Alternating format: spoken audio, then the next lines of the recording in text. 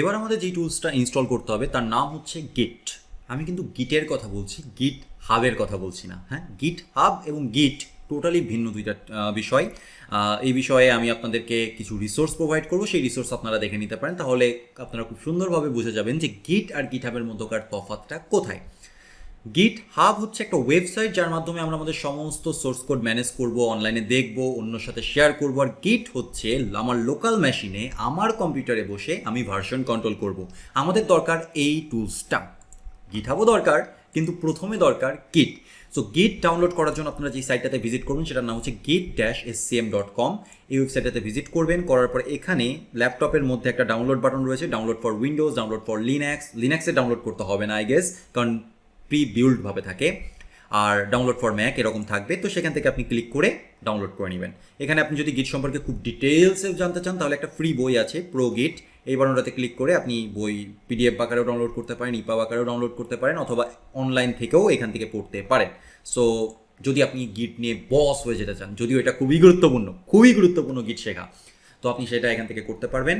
আর এখান থেকে এই বাটনটাতে ক্লিক করে গিট ডাউনলোড করবেন। কিছুক্ষণ টাইম নিবে, বেশি না, মাত্র 47 মেগাবাইট। এটা ডাউনলোড হতে আমি অল্প করে গিট হাব সম্পর্কে কিছু কথা বলি। গিট হাব বর্তমানে গিট শেখা যেমন জরুরি, গিট হাব শেখাও তেমন জরুরি। আপনার যে কাজগুলো রয়েছে সেই কাজগুলো আপনি স্টোর করে রাখতে পারেন গিট হাবে। গিট হাব হচ্ছে একটা ডিস্ট্রিবিউটেড প্ল্যাটফর্ম, যেই প্ল্যাটফর্মে আপনি আপনার কলিগ, আপনার বন্ধু, আপনার বস সবাই মিলে এক জায়গায় একটা কোড বেজে কন্ট্রিবিউট করবে। তাহলে এই যে একটা প্রজেক্ট অনেকগুলো ডেভেলপার মিলে করে, কিভাবে করে? এই গিট হাবের মতো প্ল্যাটফর্ম ব্যবহার করে। বাজারে যে শুধু গিট হাব রয়েছে ব্যাপারটা মোটেও এরকম না। বাজারে রয়েছে গিট হাব, গিট ল্যাব, বিটবাকেট, এরকম অসংখ্য। তার মধ্যে গিট হাব সব থেকে সহজ। তো আপনি কি করবেন, আপনি সময় সুযোগ বুঝে গিট হাবে একটা অ্যাকাউন্ট খুলে ফেলবেন। এই কোর্স করতেই যে এখনই মানে ডাউনলোড করতেই গিট হাবে একটা অ্যাকাউন্ট খুলে ফেলবেন। আর ইউটিউবে আমাদের যে ভিডিওগুলো রয়েছে সেই ভিডিওগুলো দেখে গিট হাব সম্পর্কে একটা ধারণা নিয়ে নেবেন। ওকে, যে গিট হাব কী জিনিস আমি রেফারেন্স লিঙ্ক দিয়ে দিব, তাহলে আপনারা বুঝে যাবেন যে আসলে গিট হাবে কী কী কাজ করা যায় আর কী কী করতে হয়। ওকে, সো যেহেতু আমাদের গিট ডাউনলোড হয়ে গিয়েছে, তো আমরা ইনস্টল করার চেষ্টা করি। রান বাটনে ক্লিক করি। এটা কিছুটা সময় নিচ্ছে।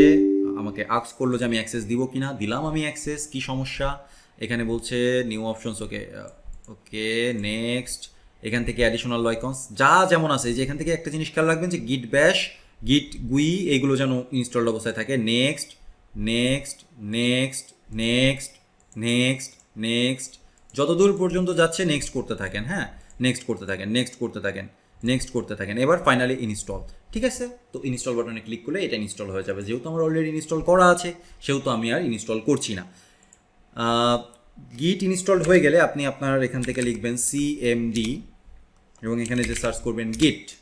যদি কিছু একটা ইরোর দেয় তাহলে বুঝবেন যে ইনস্টল হয়নি। আর যদি কোনো ইরোর না দেয়, সিএলএস গিট ড্যাশ ভি, গিট ড্যাশ ভি বলে কিছু নেই, গিট ড্যাশ ড্যাশ ভার্সন। দেখেন আমাকে একটা ভার্সন নাম্বার দিচ্ছে। হ্যাঁ, ভার্সন নাম্বার দিচ্ছে মানে এটা সব কিছু ঠিকঠাক আছে। আর যদি ভার্সন নাম্বার না দেয় তার মানে কোনো না কোনো ইরোর ঘটেছে, আপনার পিসিতে এখনও গিট ইনস্টল হয়নি। আবার চেষ্টা করুন।